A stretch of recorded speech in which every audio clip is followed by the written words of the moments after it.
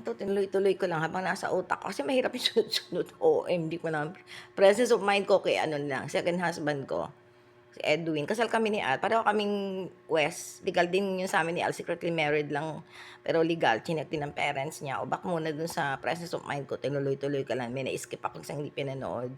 Actually, bago ko post, papanood ko. Sa relasyon kasi, kay Al wala, buong-buo akong presence of mind. Sarili ko lahat. Kay Edwin diyan ako nawawalan ng presence of mind, may mga anak na rin kami.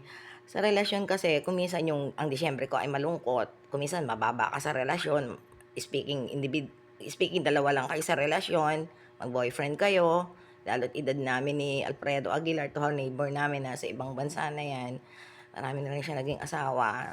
So far, matagal na kaming hindi ko alam kung umuwi siya, malabo yung mata ko, eh.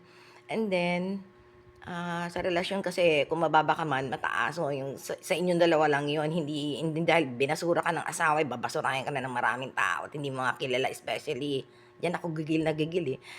Lahat ng mga may mga nasupalpal ako mula nung nagtataka ako ba't ganito yung buhay ko sa pag hindi kilala.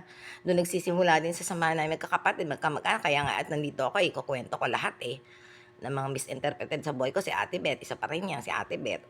And then, sa mga relasyon, minsan, yung siyempre ko ay malungkot. Normal lang naman yung namimiss mo yung dati mong boyfriend, yung kasal ni Ate Glo nga. Parang ganun yung katumbas niya. Wala na kami ni Alfredo, first love ko yan. Crush ko talaga si Al dito sa amin. Bata pa lang kami. Kasi man of a few words, manly, tahimik. Diyan ako parental. Kasi diyan ako na-attract yung tahimik lang, yung walang maraming echibureche, ganun-ganun. Silent lang siya, yun yung sa lahat-lahat dito siya lang talaga yung marami kong sinacrifice ding relasyon sa kanya, hindi niya alam. Though ayaw na rin sa akin to go. Kakasal kami sa church, sinet ng parents niya, then nagkabukuhan na nga na secretly married kami at legal. Kasi tinuruan ako ng tiyahin ko, sabihin mo, kasi may girlfriend siya, Japayuki, Mary Ann name. Naghabol ng konti hindi man dibdiban, in-inform ko sa parents, ganyan kasal na kami. So, nagtatago na siya, kahit nagpupunta kami kasama ang tatay ko, may Volkswagen kami, para siyang magnificent tip na kinaka-capture. Ayaw na niya talaga, kahit yun din ang sinabi ng mga pare. So, umurong na ako. Mamanikan yung parents niya, bababait naman sila. Kaya lang, yung anak nila ayaw na. So, go. Doon na kami na-stop. Doon yung kasal ni Ate Glo, yung mga updated, yun nung kasi simulan. Gano'n lang. Then kasal ni Rowena hindi ko rin natatandaan.